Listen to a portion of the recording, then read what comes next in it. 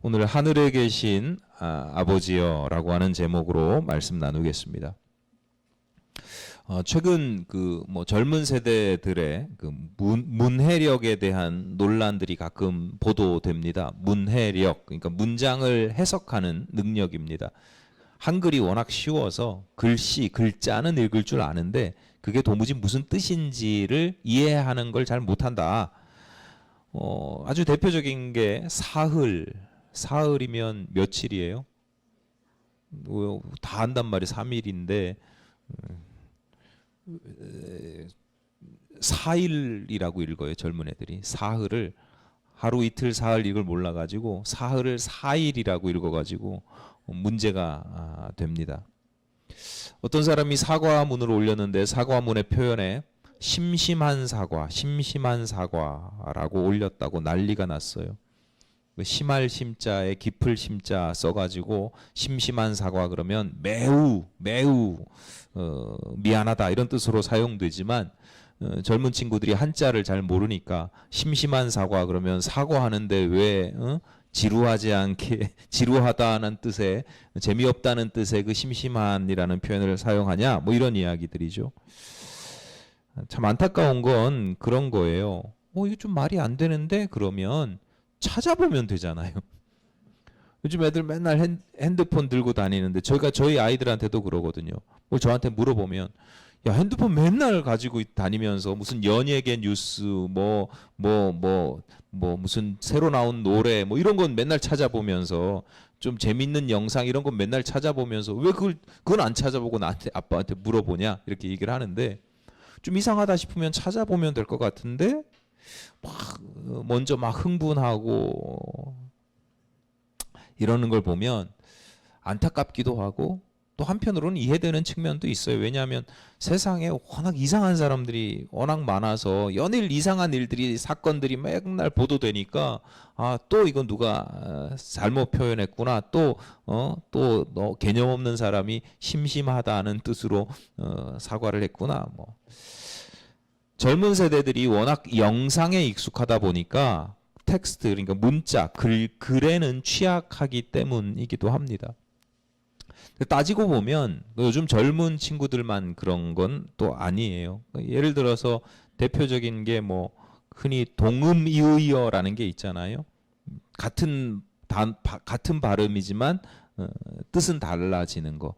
배 하면 배도 있고 타는 배도 있고 먹는 배도 있고 몇 배 할 때 배도 있고 심지어 배라고 해가지고 앞에 이 배 나온 배를 생각했는데 등도 배거든요. 한자로 등배자 쓰거든요.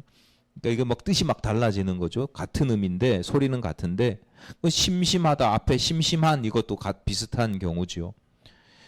같은 단어를 사용하지만 이게 때와 상황에 따라서 그 뜻이 달라지는 경우들이 있어요.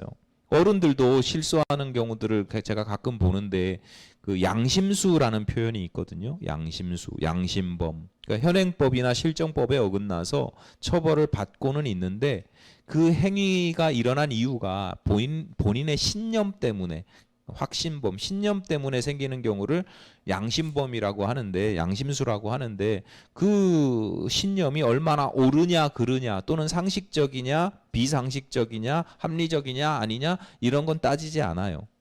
그냥 본인의 확신에 의해서 신념에 의해서 현행법을 어겼지만 본인의 신념에 의해서 실정법에 의해 신념에 의한 행위이고 그로 인해서 실정법을 어기면 그 양심수라고 그래요. 근데 우리 일반인들이 생각하는 양심은 그런 게 아니잖아요. 일반인들이 생각하는 양심은 선량한 마음이거든요. 또 어떻게 저런 짓을 저지른 사람을 양심수라고 하느냐? 그런 식으로 따지는 걸 제가 보면서 이거 법정에서 사용하는 이 양심수라는 표현을 바꾸든지 아니면 일반인들이 양심이라는 뜻을 좀 일반적으로 사용하는 양심과 법적인 용어로 사용하는 양심이 다르다는 걸 인식하든지 해야 되는데 그걸 못하니까 혼동이 일어나고 이렇게 분노하는 쓸데없이 그렇게 분노하지 않으셔도 되는데 쓸데없이 분노하는 경우를 보게 됩니다. 유감이라는 것도 있죠. 우리 일반인들은 유감 있다 그러면 감정이 나쁜 감정이 있는 건데 가끔 정치인들이나 외교관들이 유감을 표명하잖아요. 사과하십시오 그러면 사과는 못해. 왜냐하면 잘못했습니다 사과하면 책임을 져야 되거든요. 그러니까 사과는 못하고 유감입니다 이렇게 표현한단 말이죠. 그때 그 유감이랑 우리가 유감이 있다 너 감정 있냐 뭐 이렇게 할 때의 유감이랑은 다르거든요. 그러니까 정치인들이나 외교관들이 유감입니다 이렇게 표현하는 걸 좋게 볼 필요 이상으로 좋게 볼 필요도 없고 필요 이상으로 분노할 필요도 없어요. 저 사람이 왜 저렇게 저 단어를 어떤 뜻으로 사용하는지를 알면 그 맥락 속에서 알면 이해가 되는데 그러질 못하니까 쓸데없이 분노하고 이제 쓸데없이 뭐 또 옹호하고 이런 경우들을 종종 보게 됩니다. 이렇게 같은 음을 내도 같은 단어를 써도 한자가 달라지거나 그 뜻이 달라지는 경우도 있죠. 제가 지금 점점 점층법으로 가고 있습니다. 이제 그 다음엔 뭐가 나오느냐? 뜻이 똑같아. 뜻이 똑같은데 느낌은 또 달라지는 경우가 있어요. 그 대표적인 게 반어법이죠. 잘한다. 이게 글로 써놓으면 잘한다. 글로 써놓으면 이게 잘하는 건지 잘못하는 건지 모르지만 우리가 이 상황 속에서 음률이나 어떤 상황 속에서 그런 이야기를 하면 이게 잘하는 건지 못하는 건지 잘못하는 건지 구별할 수 있잖아요. 그러니까 단어 그 뜻을 그 단어가 가지고 있는 뜻도 중요하지만 뜻을 아는 것도 중요하지만 뭘 알아야 되냐면 상황을 알아야 되는 것이고 어떤 맥락을 알아야 되는 거죠. 그러니까 상황과 맥락을 알아야 사흘을 4일이라고 착각하는 건 이건 무식한 거예요. 지식이 모자라는 거예요. 그러니까 배우면 돼. 근데 맥락이나 이런 상황을 아는 거는 좀 더 좀 세심한 섬세한 감각이 필요하죠. 제가 왜 이렇게 설교 시간에 이런 말씀을 드리냐면 이게 신앙생활에도 적용이 되기 때문이에요. 어떤 성도가 내가 신앙생활 열심히 하겠습니다. 내가 신앙생활 열심히 해서 하나님의 뜻을 잘 알아야 되겠다고 성경을 열심히 읽어요. 성경 구절을 막 암송도 해요. 막 처음부터 끝까지 암송도 해요. 그런데 그렇게 해서 신앙이 좋아지는 경우도 있는데 종종 그 열심이 오히려 신앙을 망가뜨리는 경우도 있어요. 그 대표적인 예가 뭐냐면 상황에 대한 이해가 없고 성경이 그렇게 쓰여졌을 때 어떤 구절이 쓰여졌을 때 그 맥락을 고려하지 않기 때문에 엉뚱한 해석을 해버려요. 이게 심각해지면 이단이나 사이비들이 우리는 차라리 일반 성도들은 잘 모른다는 걸 전제로 하거든요. 내가 신학을 배우지도 않았고 이스라엘 역사도 모르고 뭐 알아도 뭐 잘 모른다는 게 전제되어 있는데 이 이단이나 사이비들은 자기들이 성경을 잘한다고 생각을 하거든요. 그 자신이 원하는 대로 해석을 하는데 말 그대로 글자만 읽는 거예요. 심지어 그 글자를 오늘날의 내 관점에서 해석을 하는 거. 그 상황이나 맥락은 보지 않고 자신들의 교리를 주장하면서 성경 구절을 인용하는데 성경에 이렇게 쓰여 있으니까 이런 뜻이니까 우리가 이렇게 믿습니다가 아니고 우리는 이렇게 믿는데 보니까 성경에도 이게 이런 말이 있잖아요 라고 인용해 버리는 거예요. 이게 이단이나 사이비뿐만 아니라 정통이라고 하는 교단도 마찬가지예요. 저도 마찬가지예요. 저도. 왜냐하면 상황을 구체적으로 어떤 성경의 어떤 구절이 어떤 상황을 구체적으로 모르기 때문에 성경 말씀을 오독할 수가 있어요. 그러니까 우리는 어떻게 해야 돼요? 막 알아가려고 노력해야 되지만 한계가 있거든요. 그러니까 겸손해야죠. 항상 말씀 앞에서 성경 말씀 앞에서 절대로 교만하지 말고 겸손해야 되고 살피고 또 살펴야 돼요. 성경 말씀을 읽다가 어떤 설교 말씀을 듣다가 어떤 말씀이 나한테 탁 가슴에 와 박힐 때가 있어요. 은혜 받는 거 좋아요. 그런데 그게 절대적인 진리, 모든 사람에게 통하는 절대적인 진리다. 내가 이렇게 은혜 받았으니까 너도 똑같이 이해하고 똑같이 해석하고 똑같이 은혜 받아야 돼 라는 게 위험해질 수 있어요. 그러니까 지레짐작하지 말고 함부로 여기지 말아야 된다. 여러분 늘 겸손하시기를 바라고요. 더해서 여러분의 시선이 늘 넓고 깊게 펼쳐지기를 바랍니다. 성경을 읽을 때뿐만이 아니에요. 여러분 주변 사람들을 대할 때도 함부로 정죄하지 않도록 주의하셔야 됩니다. 내 입장에서만 보니까, 맥락과 상황을 모르고 내 입장에서만 보니까 저건 절대로 있을 수 없는 일인데, 잘 살펴보면 또 그럴 수밖에 없는, 또는 그럴 수도 있겠다 싶은, 이해할 수 있는 부분도 있거든요. 그러니까 그걸 품어주고 함께 기도할 수 있는 게 그게 성숙한 성도이지, 하나님의 말씀에 어긋났으니까 너는 지옥 가야 돼, 이거는 성숙한 성도의 모습은 아닙니다. 우리가 오히려 내가 좁은 시야에 갇혀 있는 경우가 많으니까요.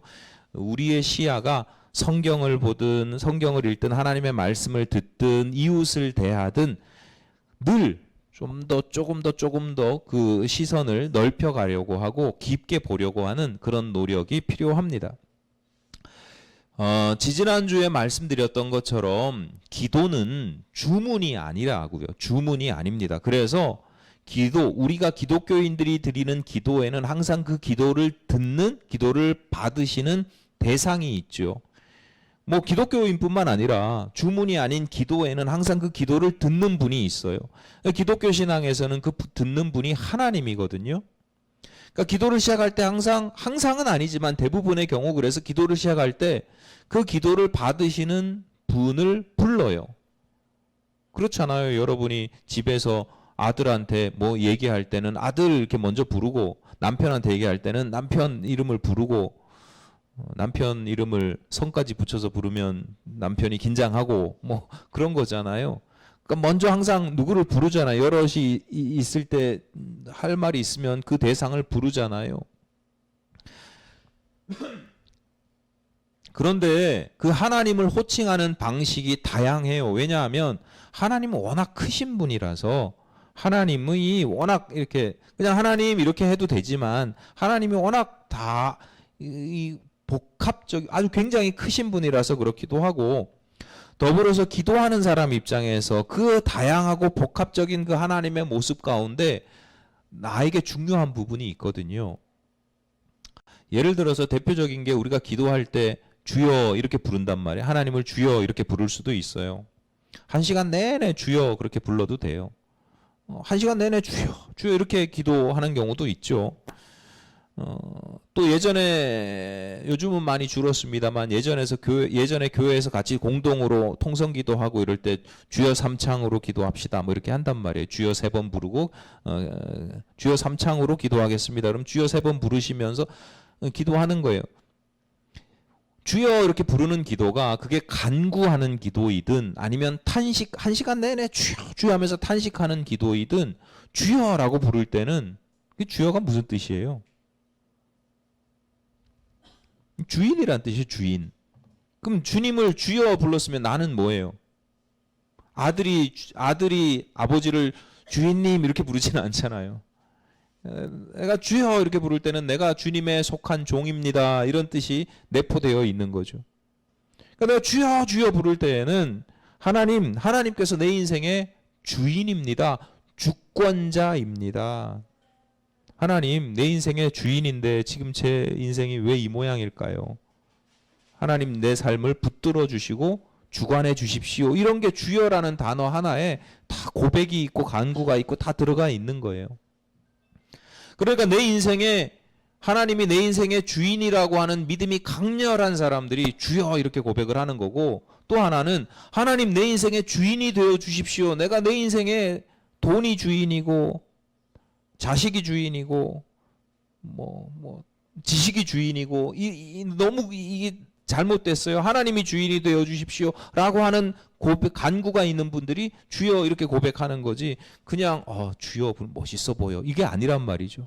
그러니까 하나님을 부르는 호칭 하나에 여러 가지 깊은 의미와 고백들이 있다. 예수께서 제자들에게 기도를 가르치셔요. 항상 모든 기도가 이래야 된다는 건 아니지만 기도의 모범을 가르치시는데, 하나님을 호칭하는 표현이 뭐라고 고백되냐면 하늘에 계신 우리 아버지여 이렇게 되어 있어요. 그러니까 주여라고 하는 고백 가운데 거기 그 사람의 믿음과 고백과 간구가 들어있는 것처럼, 하늘에 계신 우리 아버지여라고 하는 고백에도 기독교인들의 공통된 고백과 기도와 간구가 의미가 있다. 그러니까 하나님을 하늘에 계신 우리 아버지여 라고 고백하는 것은 곧 우리가 예수 공동체임을 보여준다. 2주 전에 제가 그 말씀드렸잖아요. 예수께서 이 주의 기도를 가르치시면서 너희는 이렇게 기도하라 라고 시작하는데, 이렇게 기도하라고 하는 것이 첫 번째는 남들과는 다르게 기도해야 된다라는 뜻이고, 두 번째는 뭐가 달라야 되냐면 기도의 내용이 달라야 된다. 남들과 달라야 돼. 너희들은 이방인이나 바리새인이나 서기관들이 기도하는 것처럼 기도하면 안 돼. 세례 요한처럼 기도하는 게 아니야. 너희는 이런 식으로 기도해야 돼 라고 하면서 기도의 내용을 가르쳐 주셨는데, 그 모델 중에 하나가 그 시작이 어떻게 되냐면 하늘에 계신 우리 아버지요. 이게 어떤 의미가 있냐.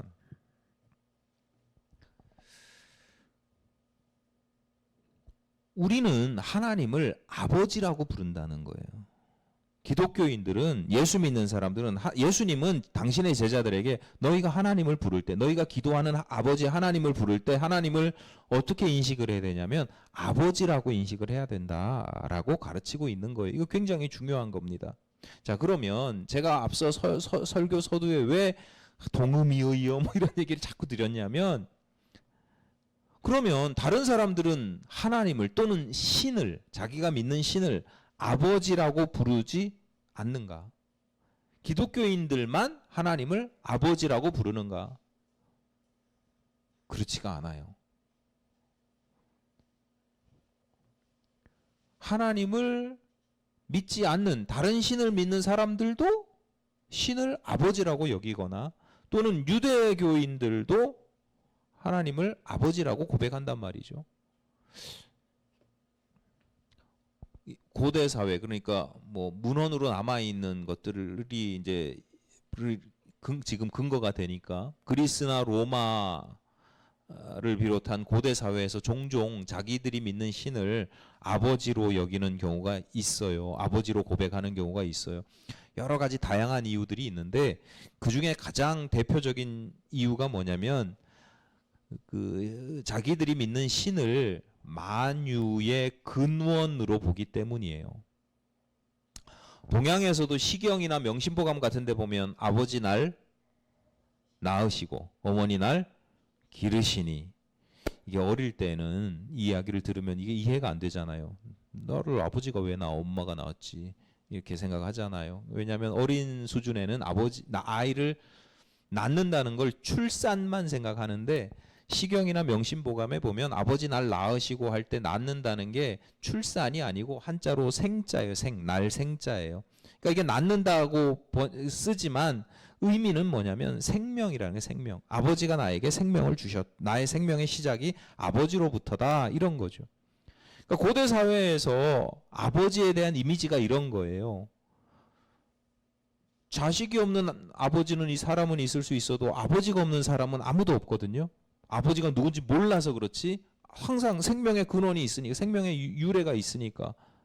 그러니까 아버지는 항상 다 있네. 그러니까 그게 사람뿐만 아니라 모든 만물에도 다 유래가 있다. 어디서부터 시작된 유래가 있기 마련이고, 그 유래를 알 수는 없지만 찾아 올라가면 결국은 신이다. 우리가 믿는 신이다. 이렇게 고백을 하는 거예요. 그러니까 신은 곧 아버지라는 표현이 되는 거예요. 신이 아버지다라고 했을 때 여기서는 만유의 근원이 되는 거예요. 만유의 시작이 되는 거예요. 모든 것에 나의 시작도 되는 거죠. 그러니까 신을 아버지라고 표현하고 고백하는 것은 매우 보편적입니다. 이 외에도 뭐 만유의 근원으로서의 아버지의 모습이 있고, 고대 사회에서는 아버지가 모든 것의 소유권자거든요. 모든 재산이나 재물, 심지어 가족도 아버지가 소유자라고 여겼어요. 그러니까 아내도, 내 이웃의 아내를, 십계명에 뭐라고 돼 있어요? 내 이웃의 아내를 탐하지 말라. 이건 성적인 게 아니에요. 그러니까 성적인 그런 뜻이라기보다 소유, 남의 것을 탐내지 말라, 뭐 이런 의미들이 있어요.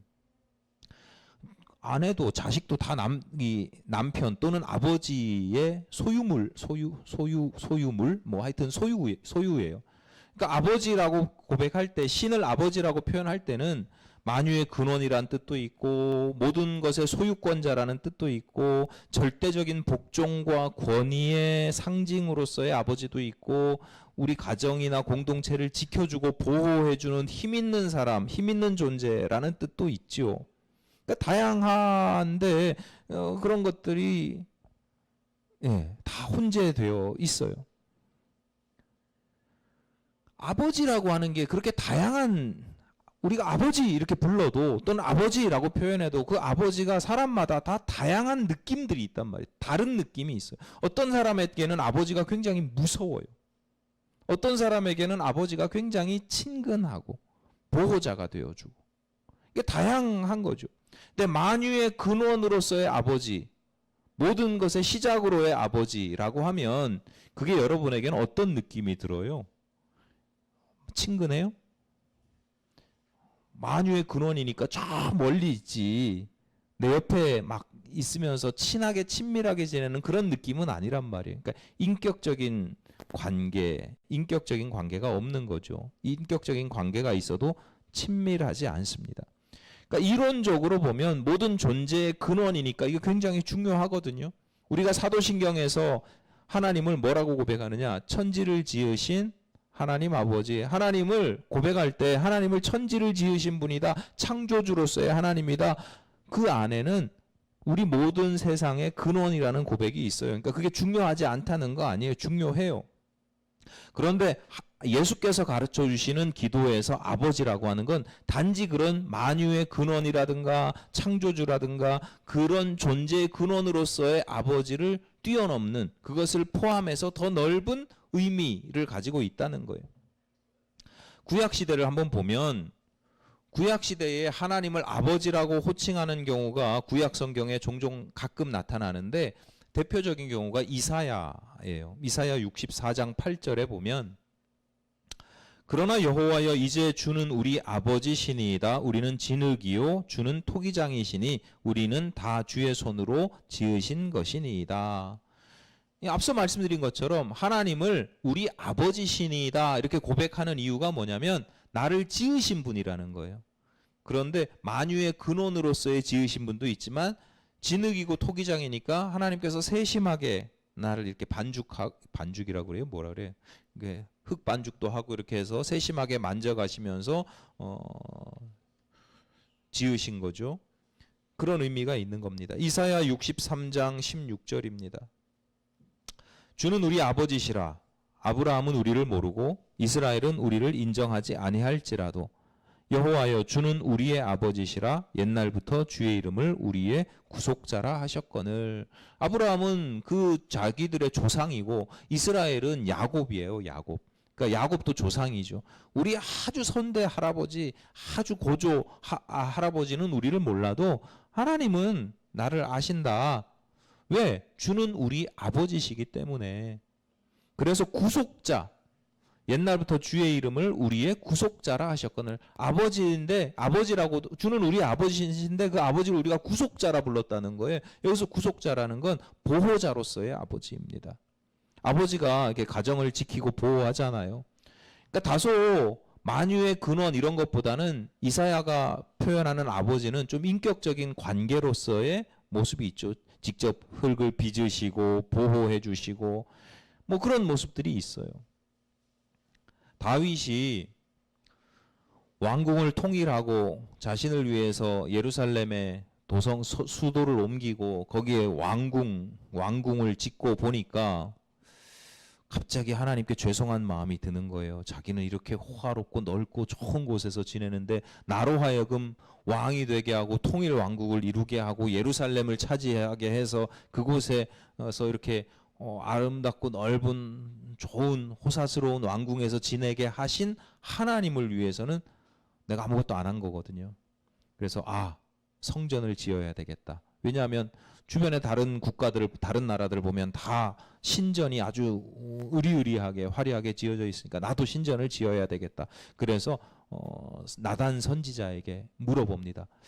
나한테 이런 마음이 있는데 이거 어떻습니까? 그랬더니 나단 선지자가 칭찬을 하는 거예요. 그 참 좋은 생각입니다.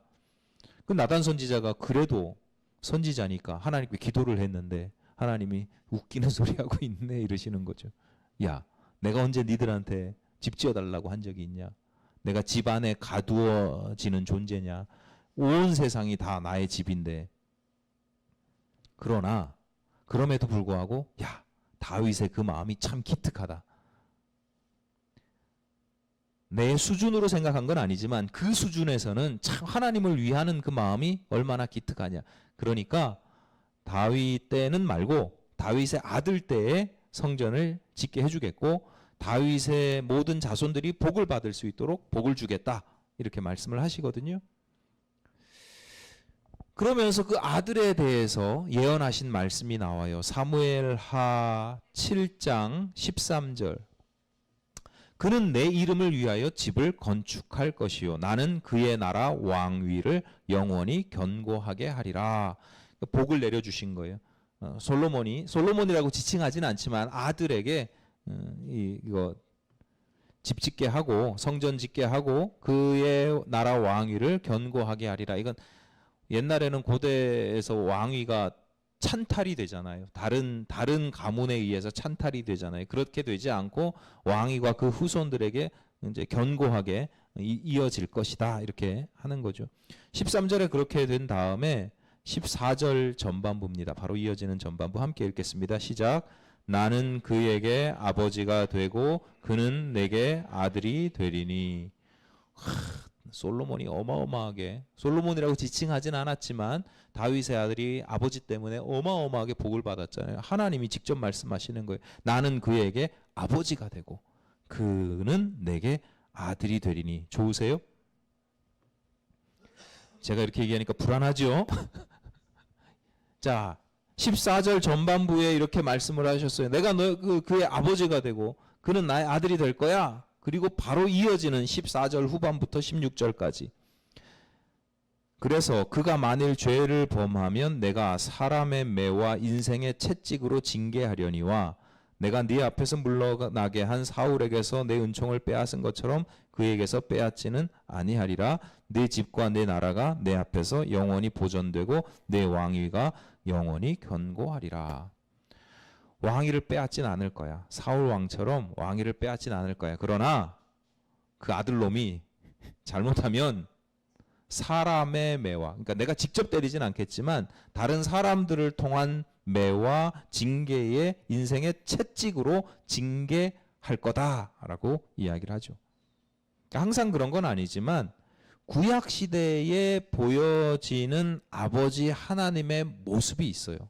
힘이 있고 권위가 있고 엄격하신 모습. 그러니까 전형적인 가부장이에요. 가부장. 그러니까 고대 사회의 유목 사회의 전형적인 가부장으로서 우리 여기도 지금 좀 연배가 있으신 분들이 경험했던 아버지의 모습이 집에 오면 밥상 집거든. 마음에 안 들면 막 소리 지르고 막 그냥 권위적이고 이런 모습들이 하나님이 그렇다는 게 아니라 그런 이미지로서의 아버지에 대한 모습이 있는 거예요. 제가 어릴 때 누구나 그렇지만 아버지를 아빠라고 부를 때가 있었잖아요. 어릴 때 지금 아빠라고 부르는데 제가 아빠를 어느 순간 아버지라고 바꿔서 이제 부르게 될 때가 있었는데 이제 중학교 올라가면서 중학생이 되면서 더 이상 아빠라고 부르면 내가 너무 어린애 같고 또 주변에 친구들도 이제 아빠를 아버지라고 부르기 시작하는 그런 관계가 되는 거죠. 똑같은 분인데 아빠로 부를 때와 아버지라고 부를 때하고 달라지거든요. 똑같은 분인데 내가 아빠라고 부를 때는 아빠 앞에서는 실수할 수 있어요, 없어요? 있어요. 혼이 나도 실수할 때는 아빠는 아이들이 실수해도 아빠는 그 실수마저도 귀엽잖아요. 얘가 커가느라고 이렇게 실수도 하고 이런 짓도 하고. 근데 아버지 앞에서는 좀 다르죠. 아버지 앞에서는 좀 철든 모습을 보여야 됩니다. 잘못하고 실수하면 혼이 나고 자식이 크면 클수록 그 책임도 커집니다. 하나님께서 솔로몬을 아들로 삼으셨는데 그 솔로몬이 매와 채찍으로 징계받을 수 있다라고 경고를 하시는 이유도 여기에 있습니다. 아버지인데, 엄하신 아버지, 철들어야 되는, 그 앞에서 철든 모습을 보여야 되는 아들의 자세가 있는 거죠. 왜냐하면 솔로몬은 철부지가 아니잖아요. 한 나라를 이끄는 왕으로서 언제까지 하나님 앞에서 아양 떨고 실수하고 넘어져도 뭐 그렇고 어떻게 그래요. 한 나라의 왕은 또 한 나라의 아버지인데. 누가복음 22장에 예수께서 대제사장과 서기관들에게 신문을 받으시는 장면이 기록됩니다. 누가복음 22장이니까 이제 십자가에 달리시기 직전에 잡혀가지고 신문을 받으시는데, 그 사람들이 예수님에게 이렇게 묻습니다. 네가 하나님의 아들이냐? 이렇게 물어요. 왜냐하면 예수께서는 당신이 스스로 나는 하나님의 아들이라고 하는 자의식이 굉장히 강하셨고, 그것을 은근히 공포하셨고 제자들에게 가르치셨고, 어느 날 제자들에게 야, 사람들이 뭐라고 부르냐? 그랬더니 뭐 선지자입니다. 뭐라고 그래? 그럼 너희는 나를 뭐라고 부르냐? 그랬더니 베드로가 뭐라고 대답해요? 주는 그리스도시요 살아계신 하나님의 아들입니다. 그랬더니 예수님이 깜짝 놀라가지고 야, 대단한 걸 하나님께서 널 깨닫게 하셨다 칭찬하시거든요. 그러니까 예수님은 당신이 하나님의 아들이라고 하는 분명한 자의식을 가지고 계신 분이에요. 그런데 그 신문 받을 때 대제사장과 서기관들이 야, 너 하나님의 아들이야? 이렇게 이야기할 때 예수님이 즉답하지 않으세요. 그러면서 뭐라고 돌려 말씀하시냐면 나는 얘기 안 했는데 너희들이 그렇게 얘기를 하네? 이렇게 얘기를 해요. 야, 난 내 입에서 너희들한테 그렇게 얘기를 안 했어. 근데 너희들이 나로 하여금 하나님의 아들이냐고 묻네? 이렇게 대답을 해요. 너희들이 먼저 그렇게 얘기하고 있어. 이렇게 돌려가기를 하시거든요. 그랬더니 대제사장과 서기관들이 그 이야기를 듣고 분노합니다. 돌려가기를 해서가 아니고 어쨌거나 인정한 거예요. 예수님이 난 하나님의 아들이라고 너희도 인정했잖아 라고 이야기를 하니까 인정한 거잖아요. 누가복음 22장 71절입니다. 그들이 이르되 어찌 더 증거를 요구하리요? 우리가 친히 그 입에서 들었노라 하더라. 예수께서 당신 스스로를 하나님의 아들이라고 인정했다라고 하는 이유, 그 이유 하나만으로도 이 사람들을 분노하게 하고 십자가 사형을 선고받습니다. 왜냐하면 그것을 그 시대에는 신성모독이라고 여겼기 때문이에요. 앞서 구약 시대에 이사야도 그렇고 솔로몬도 그렇고 뭐 시편 기자들도 그렇고 다양한 사람들이 하나님을 아버지라고 고백하거든요. 유대인들도 여호와 하나님이 우리의 아버지 되시는 분이다 라고 하는 것을 다 머리로는 알아요. 그런데 함부로 아버지라고 부를 수는 없다 라고 여겼어요. 왜? 하나님이 그만큼 어려운 분이었거든요. 여러분 어렸을 때 지금도 그렇지만 아버지의 존함을 막 부를 수 있어요? 없잖아요. 누구씨 이렇게 하면 큰일 나잖아요. 함자가 뭐냐 그러면 뭐 무슨 자 쓰십니다. 이렇게 표현을 한단 말이에요. 그러니까 그런 것보다 훨씬 더 유대인들도 그런 게 있어요. 하나님을 여호와라고 부르는 것조차도 야훼 또는 여호와라고 부르는 것조차도 금지해서 하나님을 아도나이 이렇게 불렀단 말이에요. 주님, 주여 이렇게 불렀어요. 그뿐만 아니라 아버지를 아버지라고 부르는 것 자체를 굉장히 위험하고 신성모독으로 여기고 어렵게. 그렇다고 아버지가 아니냐? 아버지예요. 유대인들에게도 하나님은 아버지야. 근데 그 아버지에 대한 느낌이 지금 여러분이 느끼는 그 아버지와 전혀 다르다는 거죠. 예수님께도 아버지는 어려운 분이셨어요. 그래서 늘 하나님 아버지의 뜻대로 살아가려고 노력하셔요. 그 뜻에서 벗어나지 않기 위해서 부단히도 애를 쓰셔요. 그런데 매와 채찍의 징계가 무서워서가 아닙니다. 마가복음 14장에서 예수께서 겟세마네에서 기도하시는 장면이 나오는데 36절입니다. 이르시되 함께 읽겠습니다. 시작. 이르시되 아빠 아버지여 아버지께는 모든 것이 가능하오니 이 잔을 내게서 옮기시옵소서. 그러나 나의 원대로 마시옵고 아버지의 원대로 하옵소서 하시고. 예수님이 하나님을 부르는데 호칭하는데 뭐라고 불러요? 아빠 아버지. 여기서 아빠는요, 우리말로 번역된 단어가 아닙니다. 예수님이 그 당시에 쓰시던 용어가 공통어가 아람어거든요. 아람어. 아람어로 아빠라는 단어가 있어요. 그러니까 아버지를 아빠라는 단어가 있어요. 원어가 아빠예요. 아빠. 엘리 엘리 라마 사박다니 이런 것처럼 원어가 아빠예요. 뜻이 뭘까요? 아빠의 뜻이 아빠예요. 신기하죠. 아람어 아빠가 우리말 아빠랑 비슷한 뜻이에요. 그게 단어만 비슷한 게 아니라 뉘앙스가 비슷해요.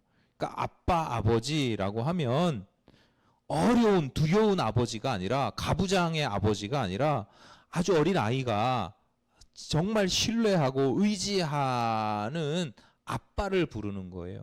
그러니까 예수님이 겟세마네 동산에서 이 잔을 내게서 거두어가 주시면 좋겠습니다. 그러나 나의 원대로 마시고 아버지의 원대로 하십시오라고 할 때 엄하신 하나님 아버지를 부른 게 아니고 내가 철저히 신뢰하고 의지하고 그 품에 안겨서 보호받는 그 아빠 아버지라고 부르는 거예요. 중학생이 뭐야? 이미 나이가 33살 장가 가고도 남을 나이인데도 예수님은 하나님을 아빠라고 부르셨어요. 예수께서 가르쳐 주신 기도에서 하늘에 계신 우리 아버지는 어떤 모습의 아버지인가? 그저 존재의 유래로서의 아버지인가? 보호자이며 소유권자인가? 두렵고 엄하신 아버지인가? 그런 모든 모습을 다 포함하지만 예수께 있어서 아버지 하나님은 그 어떤 모습보다도 매우 친밀하신 분이었다. 그리고 그런 아버지 하나님의 모습을 제자들에게 가르치시고 그런 아버지 하나님, 그런 아빠 아버지를 믿고 의지하라고 가르치십니다. 그래서 수십 년이 지나서 바울이 뭐라고 쓰느냐? 로마서 8장 15절에서 이렇게 씁니다. 너희는 다시 무서워하는 종의 영을 받지 아니하고 양자의 영을 받았으므로 우리가 아빠 아버지라 부르짖느니라. 우리가 하나님의 종으로서 주인으로서의 하나님뿐만 아니라 양자로서 친아들은 아니고 양아들로서 양녀로서 아빠 아버지라고 부르게 되었다. 갈라디아서 4장 6절입니다. 너희가 아들이므로 하나님이 그 아들의 영을 우리 마음 가운데 보내사 아빠 아버지라 부르게 하셨느니라.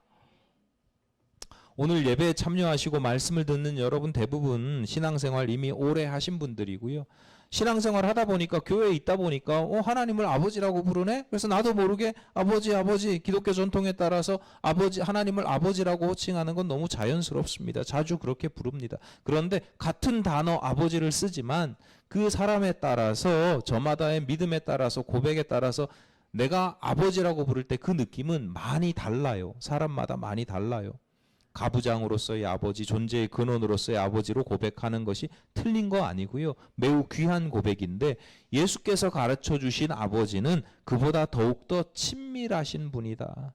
권위와 복종의 관계를 넘어서 사랑과 신뢰의 관계로서의 아버지이다. 자녀로서의 성도는 아버지로서의 하나님을 닮습니다. 그게 신뢰의 관계. 아버지이신 하나님은 당신의 모든 것을 자녀의 것으로 여기십니다. 아직 얘한테 주기에는 좀 위험하고 그래서 아직 넘겨주진 않았어도 아빠 아버지로서는 내 모든 것이 자녀의 것이라고 늘 염두에 두고 있는 거예요. 그게 사랑과 신뢰의 관계로서의 아버지다. 여러분이 고백하는 하나님의 모습이 더욱더 확장되고 깊어지기를 바랍니다. 특히 아버지로서의 하나님을 온전히 신뢰하고 의지하시기를 바랍니다. 여러분이 지금까지 경험했던 이 땅의 아버지, 육신의 아버지, 내가 머릿속으로 생각하고 그래서 고백하는 그 아버지 이상의 아버지의 모습이 있어요. 그래서 우리가 감히 하나님께 기도할 수 있는 이유가 되기도 하고요. 그 기도 가운데 우리가 하나님과 온전히 교제할 수 있는 거죠. 제가 무서운 아버지 하나님을 믿었다면, 예수님께서 가르쳐 주시지 않았다면 저는 기도할 때마다 얼마나 두렵고 떨면서 글자 하나 안 틀리도록 해야 되겠어요. 그런데 이게 항상 옳은 건 아니지만 때로는 하나님께 투정도 하고 침대에 누워서 기도도 하고 기도에다가 딴짓도 하고 뭐 그러면서도 마음이 좀 죄송하긴 하지만 그렇게 불편하지 않은 이유는 내가 고백하고 믿는 아버지 하나님이 그만큼 나와 친밀한 관계이기 때문이거든요. 그게 기도 가운데 교제하는 거죠.